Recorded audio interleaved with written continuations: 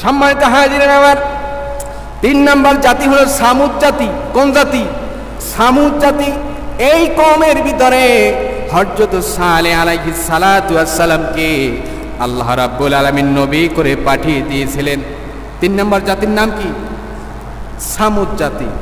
এই জাতি, এই কওমের ভিতরে আল্লাহ রাব্বুল আলামিন যাকে নবী করে পাঠিয়ে দিয়েছিলেন সেই নবীর নাম কি? হযরত সালেহ আলাইহিস সালাতু ওয়াস সালাম। এই সালেহ আলাইহিস সালাতু ওয়াস সালাম তিনি এই সামুদ জাতিকে তিনি যখন এক কালেমার যখন দাওয়াত দেওয়া শুরু করে দিলেন, দিনের দাওয়াত দেওয়া যখন শুরু করে দিলেন, তখন দেখা গেল এই সামুদ জাতি তারা দিনের দাওয়াত গ্রহণ না করে বরং সালেহ আলাইহিস সালাতু ওয়াস সালামের উপরে চড়াও হলেন। এক পর্যায়ে হযরত সালেহ আলাইহিস সালাতু ওয়াস সালামের গোত্রের লোকেরা তারা ডাক দিয়ে বললেন, ও সালেহ, তুমি যদি আল্লাহর প্রেরিত পয়গম্বর হয়ে থাকো তাহলে ওই যে কাতিব নামক পাহাড় আছে, কি নামক পাহাড় বলেন? কাতিব নামক পাহাড়, ওই পাহাড় থেকে যদি 10 মাসের একটা গর্ভবতী উটনি যদি বের করে আনতে পারো তাহলে আমরা বুঝে নিব যে তুমি আল্লাহর পয়গম্বর। আল্লাহ রাব্বুল আলামিন বললেন যে হে আমার পয়গম্বর সালেহ, আপনি তাদের কাছ থেকে ওয়াদা নেন যে 10 মাসের যদি এই কাতিব পাহাড় থেকে যদি বের করে আনতে পারি তাহলে তোমরা এক বাক্যে তোমরা কালেমা পড়ে মুসলমান হয়ে যাবে। তারা এবার বলল, আচ্ছা ঠিক আছে, তুমি যদি আল্লাহর প্রেরিত যদি পয়গম্বরই যদি হয়ে থাকো তাহলে তুমি এই কাতিব পাহাড় থেকে তুমি একটা 10 মাসের উটনি বের করে আনো। যদি তুমি আনতে পারো তাহলে আমরা মানব যে আসলেই তুমি কি সত্যিকারের আল্লাহ নবী। নবীদের মুজিজা আছে না নাই? আছে না নাই? এই মুজিজা যিনি দিয়েছেন তিনি কে? তিনি কে? আল্লাহ। এবার আল্লাহ রাব্বুল আলামিন হযরত সালেহ আলাইহিস সালাতু ওয়াস সালামকে বললেন, সালেহ, তুমি তাদের কাছে ওয়াদাভুক্ত হয়ে নাও, এই কাতিব পাহাড় থেকে যদি 10 মাসের একটা উটনি যদি বের করে আনতে পারি তাহলে তোমরা কালেমা পড়ে মুসলমান হয়ে যাবে কিনা? তুমি তাদের কাছ থেকে ওয়াদাবদ্ধ হও। এবার দেখা গেল এই সামুদ জাতির গোত্রের লোকেরা বলল, হে সালেহ, তাহলে তুমি যদি 10 মাসের একটা গর্ভবতী উটনি যদি তুমি বের করে আনতে পারো তাহলে আমরা কালেমা পড়ে মুসলমান হয়ে যাব। এবার আল্লাহ রাব্বুল আলামিনের ইশারায় এবার দেখা গেল ওই কাতিব নামক পাহাড় থেকে 10 মাসে একটা গর্ভবতী উটনি যিনি বের করে দিলেন, চিৎকারে মেরে বলুন না তিনি কে? তিনি কে? আল্লাহ। এবার হযরত সালেহ আলাইহিস সালাতু ওয়াস সালামের তার এই মুজিজা দেখে এবার এই সালেহ আলাইহিস সালাতু ওয়াস সালামের সামুদ জাতি তারা এবার একটু ভয় পেয়ে গেল যে হয়তোবা সে কি আল্লাহ প্রেরিত নবী। সম্মানিত হাজিরিন, এবার দেখা গেল হযরত সালেহ আলাইহিস সালাতু ওয়াস সালাম তিনি তার কওমকে বললেন যে খবরদার, তোমরা খারাপ মন নিয়ে তোমরা এই উটনির গায়ে কি করবে না? হাত দিবে না, স্পর্শ করবে না। তবে তোমাদের জন্য একটা সুসংবাদ হলো, এই উটনি একদিন যে পানির গর্ত থেকে পানি পান করবে সেই দিন তোমরা আর কি করবে না? এই গর্ত থেকে তোমরা আর পানি নিবে না। তোমরা করবে কি? তার পরের দিন তোমরা ওই পানির গর্ত থেকে কি নিবে? পানি নিবে, পানি তুলবে। আর তোমরা ওই পরের দিন তোমাদের পশু পাখিকে কি করবে? এই পানি খাওয়াবে। কিন্তু এই উটনি যেই দিন এই পানির গর্ত থেকে পানি পান করবে সেই দিন তোমরা আর কি করবে না?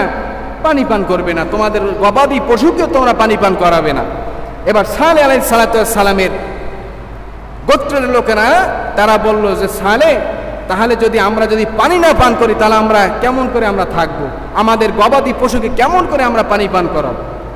এবার সালেহ আলাইহিস সালাতু ওয়াস সালাম তিনি তার কওমদেরকে বললেন যে শোনো, এই উটনি যে পরিমাণ দুধ দিবে তোমরা তা খেয়ে আমার এই কওম খেয়েও এই উটনির দুধ শেষ করতে পারবে না। সম্মানিত হাজির, দেখা গেল যেই দিন এই উটনি পানি পান করে সেই দিন ওই পানির কূপ থেকে এই সামুদ জাতির লোকেরা তারা আর পানি নেয় না, তার পরের দিন নেয়। এইভাবে চলতে লাগলো, চলতে চলতে চলতে এক পর্যায়ে এবার রাষ্ট্রভাবে কয়েকজন লোক তারা বলল যে এইভাবে হলে তো চলে না, যে আমরা একদিন পানি পান করবো না, সেই দিন এই উটনি পানি পান করবে, আর উটনি যেদিন পানি পান করবে সেই দিন আমরা আর পানি পাবো না। তাহলে কি করা যায়? এবার এই রাষ্ট্র থেকে কয়েকজন লোক তারা দুইজন খারাপ মেয়েদেরকে কি করলো? ভাড়া করলো। এই খারাপ দুইজন মেয়েকে ভাড়া করে তারা দুইজন পুরুষ, যুবক পুরুষকে নিয়ে দিল। জোরে বলেন না নাউজুবিল্লাহ। এখন ওই দুইজন খারাপ পুরুষ তারা নারীর ফিতনায় পড়ে, ওই দুইজন যে খারাপ যে নারী, তারা বলল যে তোমাদেরকে, তোমাদের মনে যা চায় আমরা তোমাদেরকে তাই করতে দেব, তবে একটা শর্ত আছে। কি শর্ত? এই যে উটনি, এই উটনিটাকে কি করতে হবে? হত্যা করতে হবে। যদি হত্যা করতে পারো তাহলে খারাপ রিলেশন তোমরা আমাদের সাথে কি করতে পারবে। এবার ওই দুইজন যুবক এই নারীর ফিতনায় পড়ে দেখা গেল এই 10 মাসের উটনিটাকে হত্যা করে ফেললো। জোরে বলেন নাউজুবিল্লাহ। এবার যখন এই উটনিটাকে যখন হত্যা করে ফেললো দুইজন যুবক, এবার দেখা গেল ওই যুবকরাও কি গজবে পরিণত হয়ে গেল। জোরে বলেন নাউজুবিল্লাহ। গজবে কি হলো? পরিণত হয়ে গেল। এবার এক পর্যায়ে রাষ্ট্রভাবে 9 জন লোক হযরত সালেহ আলাইহিস সালাতু ওয়াস সালামকে হত্যা করবার জন্য তারা চক্রান্ত শুরু করে দিল। এক পর্যায়ে হযরত সালেহ আলাইহিস সালাতু ওয়াস সালামকে দুনিয়ার জমিন থেকে বিদায় করবার জন্য যখন হযরত সালেহ আলাইহিস সালাতু ওয়াস সালামের দিকে যখন অগ্রসর হতে লাগলেন, তখন আল্লাহ রাব্বুল আলামিনের ফেরেশতারা পাথর নিক্ষেপ করে এই রাষ্ট্রভাবে 9 জন লোককে দুনিয়ার জমিন থেকে বিদায় করে দিলেন। জোরে বলেন না সুবহানাল্লাহ। সম্মানিত হাজিরিন, তাহলে এই পৃথিবীতে যারা এই কোরআনের কথা বলবে, রাসূলের সুন্নাহর কথা বলবে, যারা দ্বীনের কথা যখন বলা শুরু করে দিবে, তখন দেখা যাবে আপনার বিরোধিতা সর্বপ্রথম শুরু হবে এই রাষ্ট্রভাবে। কথা বলেন ঠিক না ঠিক? রাষ্ট্রভাবেই কিন্তু বিরোধিতা শুরু করে দিবে। এমন কি দেখা যাবে যে আলেমদের চাঁদ পর্যন্ত তারা শুরু করে দিবে যে কোন আলেমকে কিভাবে দুনিয়ার জমিন থেকে বিদায় করে দেওয়া যায়। কথা বলেন ঠিক না ঠিক? এমন দৃশ্য এই বাংলার জমিন হয়েছে কি হয় নাই?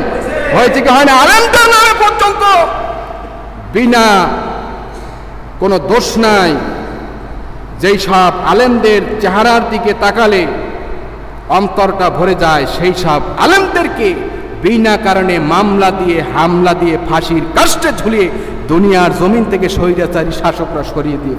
কথা বলেন ঠিক না বেঠিক? সম্মানিত হাজির, একটা কথা মনে রাখবেন, এই পৃথিবীতে যখন আলেমদের উপরে কে চড়াও হবে, ওই জাতিকে যিনি ধ্বংস করে দিবেন তিনি কে? তিনি কে? আল্লাহ। সম্মানিত হাজিরিন, এবার দেখা গেল হযরত সালেহ আলাইহিস সালাতু ওয়াস সালাম তিনি যখন শুনতে পারলেন যে 10 মাসের উটনিটাকে দুইজন যুবক অর্থাৎ এই সামুদ জাতির লোকেরা হত্যা করে ফেলেছে, তখন হযরত সালেহ আলাইহিস সালাতু ওয়াস সালাম তাদের এই উম্মতদেরকে ডাকলেন এবং বললেন যে তোমরা যে এই উটনিটাকে হত্যা করে ফেলেছো, এখন তোমাদের উপরে যিনি গজব দিবেন তিনি কে? তিনি কে? আল্লাহ।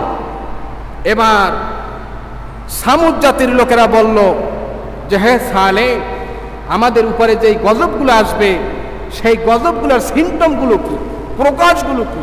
এবার হযরত সালেহ আলাইহিস সালাতু ওয়াস সালাম বললেন আল্লাহর পক্ষ থেকে প্রথম যেই গজবটা আসবে সেই গজবটা হবে, প্রথম দিনের গজবটা হবে তোমাদের চেহারা যিনি হলুদ করে দিবেন তিনি কে?